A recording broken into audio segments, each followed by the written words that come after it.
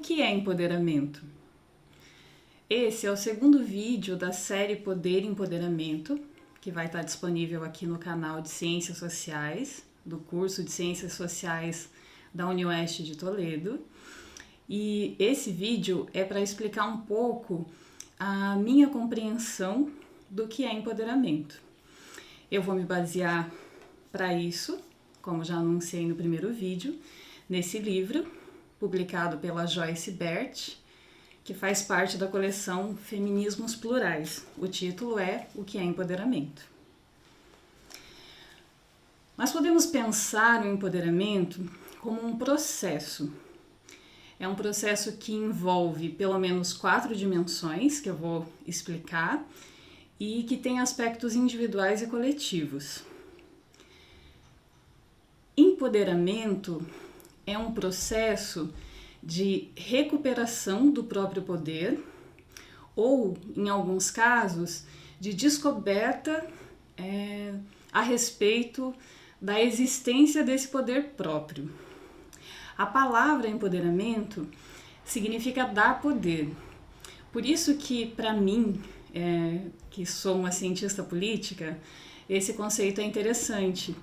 Porque quando eu escuto essa frase, dar poder, eu me pergunto quem é que dá poder, para quem e o que significa poder nessa frase.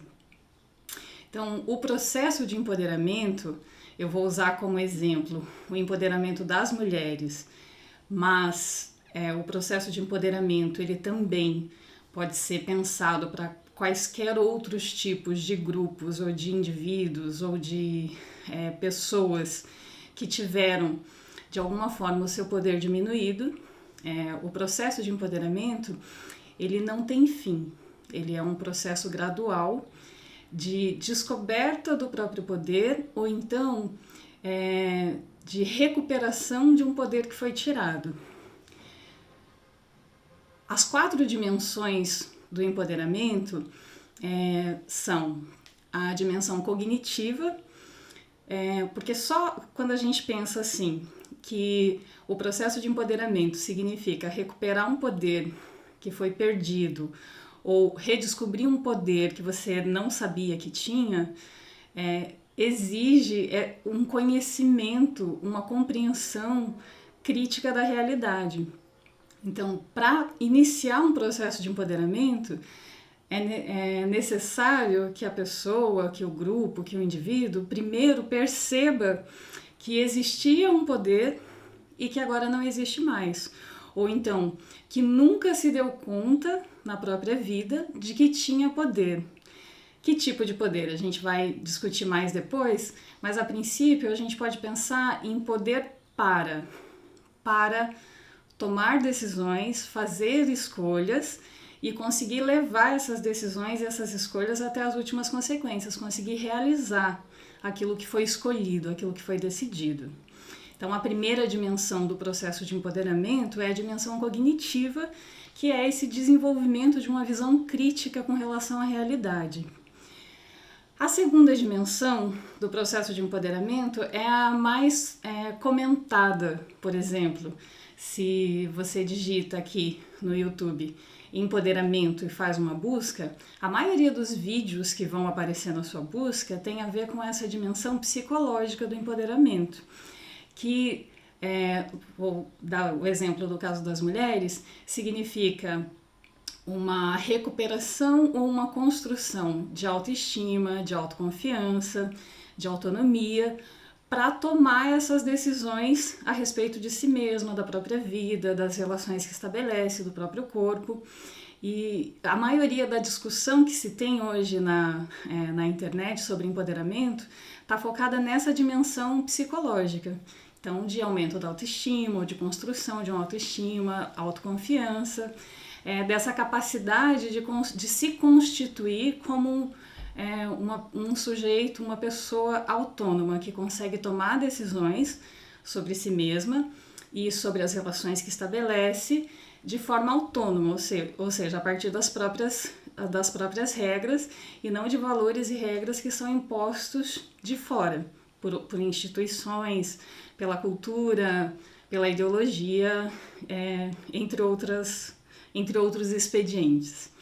Então, a primeira dimensão é cognitiva, desenvolver uma visão crítica da realidade. A segunda dimensão é psicológica. São todos esses conceitos e processos que a gente começa falando com auto, né? Autoestima, autoconfiança, autonomia. A terceira dimensão do processo de empoderamento é a dimensão política, porque para conseguir modificar a situação, o posicionamento que alguém de quem foi tirado o poder está, é preciso compreender as relações de poder. Então é preciso entender que todos nós estamos inseridas num contexto que envolve uma série de hierarquias, de relações assimétricas com outras pessoas. É muito comum, no caso das mulheres, a gente pensar em relações assimétricas entre mulheres e homens, mas tem também relações assimétricas entre mulheres de classes sociais diferentes, de etnias diferentes, e inclusive algo que é interessante pensar também, entre mulheres que estão dentro de um padrão que é socialmente valorizado e as que estão fora. Então, as assimetrias, elas cobrem todos esses tipos de relações. Então, a primeira dimensão do processo de empoderamento, a dimensão cognitiva, que é conseguir ver a realidade de modo crítico. A segunda, psicológica, que é desenvolver a autoestima.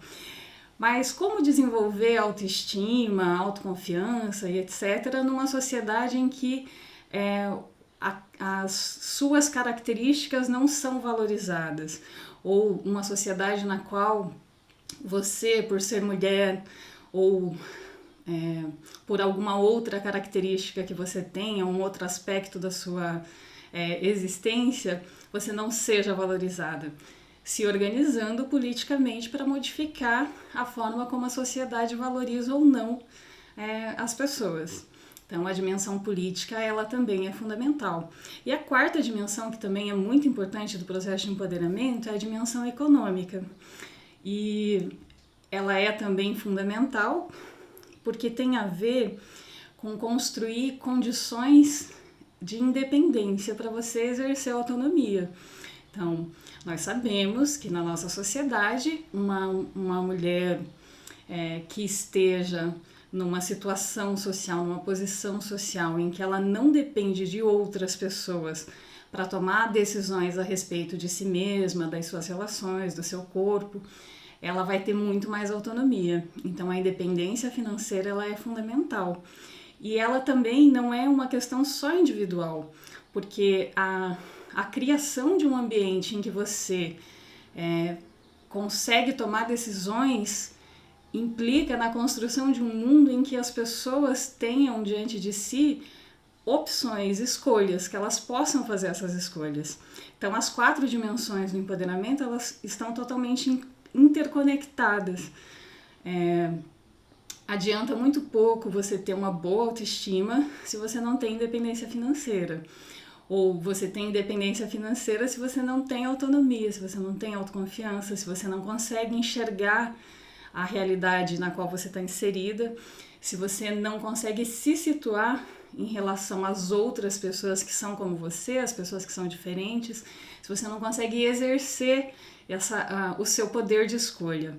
Então, o empoderamento pode ser pensado como esse processo de entender a realidade, de melhorar e construir uma relação consigo mesma, em que não sejam regras externas que determinem qual é o valor que você dá para quem você é e para as relações que você estabelece, mas também que você consiga ter opções e que tenha clareza para fazer escolhas e levar as suas decisões até o fim.